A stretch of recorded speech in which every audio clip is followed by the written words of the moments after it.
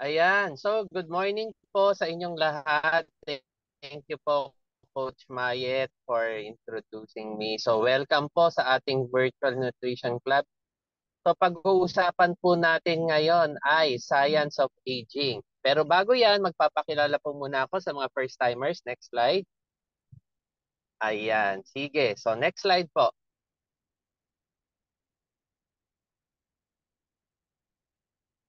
Ayan. So, ayan po ako. We started Herbalife 2014. Ganyan po ako kalaki, no? So, 209 pounds at that time, madaling mapagod, hinihingal, inaantok. And during that time, alam nyo ba, sabi ko sa sarili ko, ayoko ng ganitong pakiramdam kasi parang feeling ko ang tanda ko. Ganon. So, buti na lang, we met our sponsor, Mother Arlene Balangue. Sabi niya, simple lang gagawin nyo. You just change your traditional breakfast. Sabi ko, simple lang pala. Sige, gagawin natin yan. And true enough, no, with that products, I lost a total of 22 pounds at sa aking waistline. At gumaang yung pakiramdam ko, sabi ko, and nung nalaman ko na, pwede pala ako kami mag 50%, imaginein mo, mas marami kaming product na ma-enjoy. So we immediately grab the 50% discount. So you can ask your sponsor, paano po yun magagawa. And nung nalaman namin, meron din palang community na kagaya nito ng VNC, full of positive people, lot of energy. Sabi ko, sige, join tayo dyan. Kaya nandito kami. We've been with Herbalife since 2014, kaya ayan, kita nyo naman ang diferensya, no? And up to now, we continue to enjoy these products. Okay? Sige, next slide po. Okay, paano ba actually, marami pong description pag sinabing aging o pagtanda. Pero isa sa pinaka-simplest definition, aging is a gradual. Dahan-dahan po yan. It's a continuous, whether we like it or not, it will happen. It is a natural change that happens in an organism, be it to a person, be it to an animal, be it to an insect, no? Be it to a plant that leads to its deterioration. So sa ayaw at sa gusto natin, that organism will eventually deteriorate. Okay? So yeah, next slide.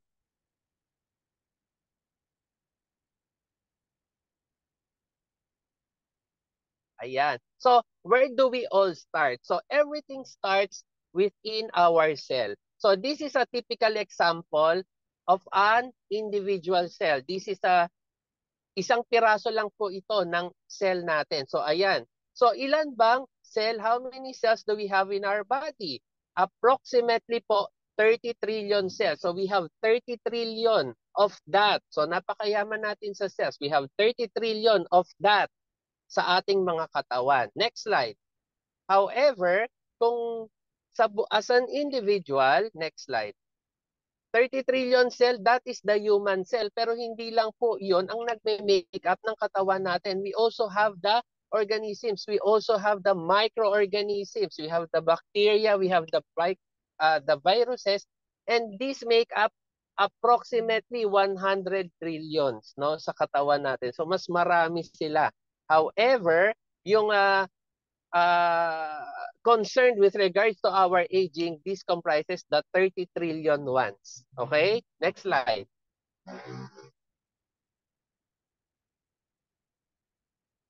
Ayan. So, sa katawan po natin, the 30 trillions, nahahati po yan sa cells natin sa kidney, sa liver, sa heart, and bawat isang cell po, iba-iba ang itsura. They come in a variety of forms, they come in a variety of functions, they come in a variety of shapes. So, iba-iba po siya, so base sa location at yung function na dapat nilang gampanan. Next slide. So marami po yan.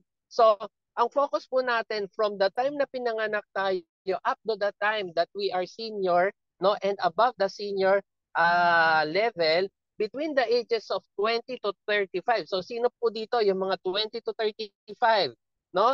At that age, our cells start to deteriorate. So diyan na po siya nagsisimula. So medyo bumabagal na sila, yung iba nagkakaroon na ng problema sa division. So yun po, yun, 20 to 35. So nag-i-start na. So if we start doing something, no, during this age so we can further delay. Kasi we are talking about the science of aging. However, we can simply put it na gawin natin, bakit hindi simply aging lang? Why don't we make it healthy aging? Diba? Mas maganda yon. Healthy na habang nagkakaedad. Sige, next slide. So, marami pong factors, no, kung bakit nagkakaroon ng pagkasira ang ating mga cells. And one na nakikita nila is the one that you call oxidative stress. So, makikita nyo po yung green, no, na mga arrows dyan, those are the indigenous. So, yung mga wala tayong magagawa inherent. Pag nagka-infection po tayo, when we have immunodeficiency states, no, kapag nagkakaroon po tayo niyan, pag meron tayong sakit, inflammation, so this leads to our cells being stressed, no? Ano pa? Yung mga bagay na wala tayong control like the environment, yung naninigarilyo sa tabi natin, yung pollution sa labas natin or na-expose tayo sa mga chemicals. These are the things that we don't have control kasi nandyan sila. So ano po ang pwede nating gawin kapag exposed tayo with the endogenous, ibig sabihin sa loob at sa mga exogenous sa environment. Sinag ng araw, hindi natin maiiwasan talaga. Masisinagan tayo ng araw. So yun yung mga factors, no, na nakakasira ng ating mga cells. And whether we like it or not, this will happen. This will happen. Okay? Next slide. So, bakit nagkakaroon ng mga problema? Pag may imbalance na. Kasi sa atin dapat balanse, no? Sa buhay natin, ang mga bagay dapat balanse. Kapag meron pong imbalance between the antioxidants, whether inherent sa katawan natin or antioxidants that we get from the supplements, no, mas nadadaig ng mga reactive oxygen species. Ito yung mga sumisira sa mga ating cells, nai-stress ang ating mga cells o yung tinatawag na oxidative stress. Kapag na-stress sila, no, nagkakaroon ng injury, namamaga sila at eventually they die. So yung 30 trillion natin nababawasan yon kapag nagkakaroon ng imbalance ng mga antioxidants at mga reactive oxygen species. Sige, next slide po. So, ito po ang itsura ng isang healthy normal cell. Nasa kaliwa, ang ganda ng korte niya, bilog na bilog. However, yung mga orange, kapag nalagyan po yan ng mga free radicals, so para pong balon niya na binutas, no, nag-shrink po yan. At eventually, kapag hindi natin niremedyohan, magdidire-diretso po yan, kukulubot ng husto, and eventually, this cell will die. The 30 trillion cells that we have, no, yung population ng katawan natin, slowly mababawasan po yan. Therefore, naaapektuhan yung kanilang division o yung kanilang pagpapadami. Sige, next slide po. So, ito po ang isang halimbawa kapag ang cells natin nai-stress, no? Na-overload siya ng ROS o yung reactive oxygen species. Dalawang bagay, di po ba? Endogenous or exogenous, no, sa environment or inherent. Nakuha natin, nagka-infection tayo, for example. And we take supplementary antioxidants. We have this, no? Yung mga tablets natin sa Herbalife, yung shake natin, these are all loaded with antioxidants. Anong ginagawa ng mga antioxidants nito? Kino-coat po nila or nilalagyan nila ng barrier ang ating mga reactive oxygen species para hindi na sila makapinsala, hindi na sila makaharm, no, ng ating mga cells. Ganon din po kung sa ating from natural diet, no, nagkakaroon din po noon, wala rin pong magagawa ang mga reactive oxygen species po kapag po ganon kasi hinaharangan po, no, ng kanilang function ang mga antioxidants. Kaya nga po, napaka-importante, no, na meron tayong supply ng mga antioxidants kasi these are all protective, no, sa ating katawan. Kaya wag nating imimiss. Kapag narinig natin antioxidants lalo ang ating products, nako, we should grab it. No? Next slide.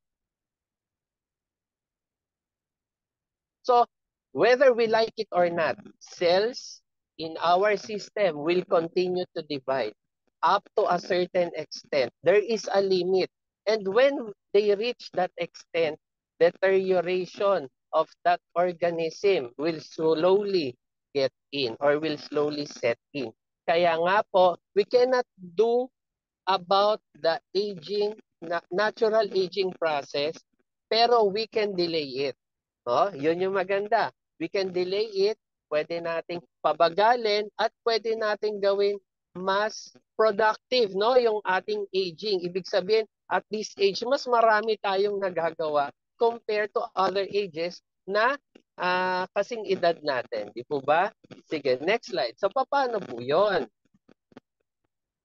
So, nakikita natin yung kanina, yung cells natin, meron po doon tinatawag na chromosome. So, sa bawat cell na yan, yung chromosome, sa dulo po ng mga chromosome, yan po ang magsasabi ng kulay ng buhok natin, ang itsura ng labi, ang height natin, no? Kung gaano tayo kagwapo at kaganda, no? Kulay ng skin, nasa chromosomes po natin yan. At sa dulo ng ating mga chromosomes, yung telomere na tinatawag. Ito po yung protection sa bawat chromosome. Ito pong telomere na to ang nagsisilbing protection para hindi magdikit-dikit yung mga chromosome. Kumbaga, para maputol na ang isang chromosome. Sige, next slide. Napakahalaga po ng telomeres na yan kasi nakikita nila ng ating cells habang nagdi-divide po yan. Mapapansin nyo po yung kulay violet, mas marami na siyang division. Ang telomeres po, panipis ng panipis up to a certain extent na nakarami na siya ng division, nawawala na ang telomeres and the cells will eventually die. Ngayon, kung ganun po na telomeres ang sagot, no? Bakit hindi na lang mag-continue na mag-divide ang ating mga cells? Di po ba? Magandang tanong yon. Ang continuous division ng ating cell, para hindi na tayo tumanda, kumbaga forever young na lang, di ba? Meron din po siyang risk involved. Ito po ang ginagawa ng mga cancer cells, no? Kasi meron po silang panglaban dito sa telomeres na to, yung telomerase na tinatawag. Ibig sabihin, hindi no agad-agad na napuputol ang mga telomeres sa mga cells. Kaya nga ang mga cancer cells, they continuously divide. Sa ayaw at sa gusto natin, itong mga bad cells na to, they will continuously divide. So buti na lang no sa mga normal individuals, no, protection ang mga telomeres na ito for us not to develop these harmful cancer cells, no? Sige, next slide po. So, telomeres ay mahalaga. So, makikita natin ang isang baby, no, or nag-start pa lang mag-divide, no, na cell, ang telomeres niyan mahahaba pa, makakapal pa. However, at the age of 20, kagaya na nabanggit ko, these telomeres started to shorten, no? 20 to 35 hanggang they reach their senior years, no, in which the telomeres, no, manipis na. Kaya nga, anong role para hindi masira ang cells natin? Kung nakikinig po kayo kanina, we should take lots of antioxidants, no, in our cells para hindi po ma-damage yung mga ating cells at an earlier time. Sige, next slide. Okay, so cellular ang aging, no, is a cellular process. Kaya nga scientific, no, pumunta tayo dun sa pinakamaliit. Kaya nga po kailangan suotan natin or busugin natin ang ating mga cells with our healthy and nutritious food like we have in our shake, no? And hindi lang po yan, di ba? Binabanggit natin, 80% comes from nutrition, 20% comes from the activity, healthy lifestyle na kailangan din natin gawin. So kung gusto natin maging look younger, nakita nyo sa mga pictures natin kanina, no? Mas mukhang bata sila after nila mag-shake, after nila mag-healthy lifestyle. Yan po yung dahilan kaya gumaganda kasi we feed ourselves right. No? Okay, sige. Next slide po. And with that, naku, napakarami nating option. Nandyan si Herbalife, no, in-award tayo as super brand, no, seal of product quality. Ibig sabihin, ginagampanan natin ang ating mission, no, to bring good nutrition to the community. So napakaraming choices, napakaraming antioxidants po dyan. Next slide. Kaya nga, hindi matatawaran ang ating galing. Kaya kinonsider tayo as #1 in the world when it comes to meal replacement and protein supplements combined, and #1 in active and lifestyle. No? So with that, thank you for listening. I hope natutunan nyo po, no, paano maging looking young, and let's continue to do it. Let's say yes to good nutrition. Back to you po.